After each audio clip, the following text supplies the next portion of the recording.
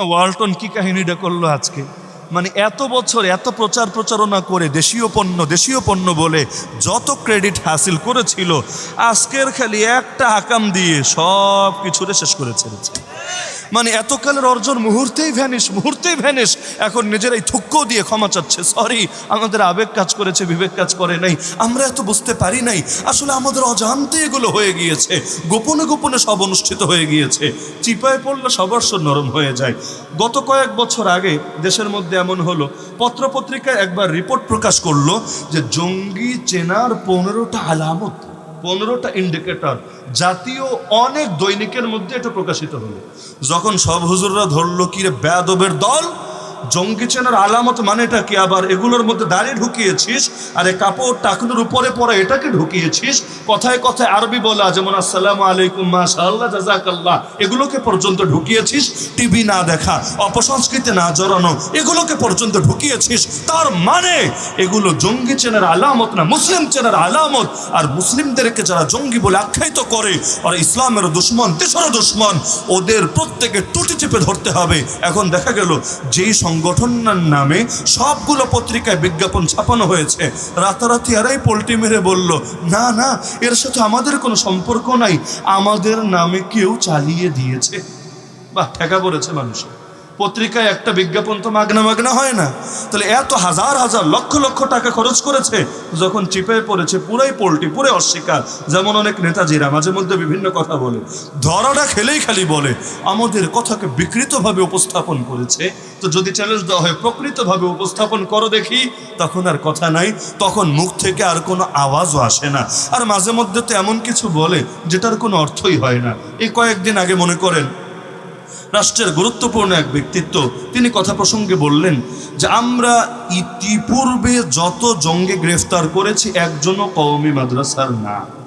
এটা শুনে তো কিছু লোক খুব খুশি, মাশাআল্লাহ, মারহাবা, নারায়ে তাকবীর, আল্লাহু আকবার। কিন্তু আমার মাথার উপর বাজ পড়ল, যদি আসলে এতকাল যত জঙ্গি ধরেছে কেউ কওমি মাদ্রাসা না হয়, তাহলে জঙ্গি মামলায় আজও আলেমরা জেলে কোন যুক্তিতে? যে আলেমরা জেল খেটে এসেছে প্রায় প্রত্যেকের ব্যাকগ্রাউন্ডগুলো চেক করেন যে কি মামলা দিয়েছে। এই সন্ত্রাস বিরোধী মামলা বা সন্ত্রাস বিরোধী আইনে যাদেরকে মামলা দেওয়া হয়েছে, এই সন্ত্রাস বিরোধী আইনে হলো জঙ্গি মামলা। তো এই জঙ্গি মামলা কাঁধে নিয়ে এখন জাতীয় আলেমরা ঘুরছে, এখনো তাদের দিনগুলো কাটছে কোর্টের বারান্দায় হাজিরা দিতে। এমনকি রমাদানে আমাদেরকে পর্যন্ত সিলেট ছেড়ে ঢাকা যেতে হয়েছে, দিন কাটাতে হয়েছে কোর্টে হাজিরা দিব বলে।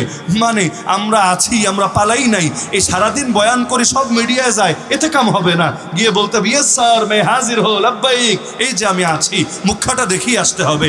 তাহলে এই যে জঙ্গি মামলার বোঝা নিয়ে এত কমই আলেমরা পেরেশানি করছে, যাদের সংখ্যা কয়েকশো না, কয়েক ডজন না, কয়েক হাজার হবে, তাহলে এদের কাঁধে জঙ্গি মামলা চাপিয়ে রাখার কি অর্থ দাঁড়াচ্ছে?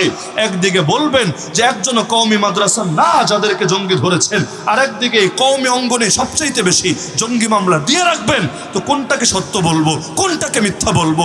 উপরেরটাকে সত্য বলবো, ভেতরেরটাকে মিথ্যা বলবো, নাকি ভেতরেরটাকে সত্য বলবো, উপরেরটাকে মিথ্যা বলবো? মাথায় তো ধরে।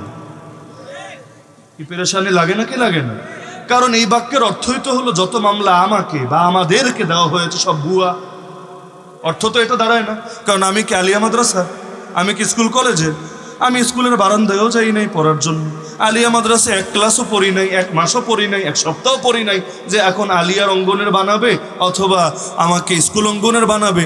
আগাটু মাথা পুরোটাই চললো একেবারে কওমি মাদ্রাসায়। তাহলে আমি অন্যের কথা বাদ দিলাম, কারণ নিজের চাইতে বড় দলিল তো হয় না। আমার কাঁধেও তো এখনো তথাকথিত জঙ্গি মামলা ঝুলে আছে। তাহলে কোনটা মানবো, উপরেরটা না ভেতরেরটা? কি ঝামেলা লাগে নাকি লাগে না? তো এই যে দেখা গেল যে থুক্কু একটা দিয়ে দিয়েছে ওয়ালটন সাহেবরা, সরি আমাদের ভুল হয়েছে। যদিও এভাবে পাবলিক না খেপলে আসলে সরি বলতো কি না এটা ভাবার বহুত কারণ আছে। কারণ তাদের এমন ফরমও আমি দেখেছি, ফরম পূরণ করতে গেলে অপশন আছে, জেন্ডার কি, মেল, ফিমেল নাকি ট্রান্সজেন্ডার। ট্রান্সজেন্ডার আর হিজড়া কি এক জিনিস নাকি?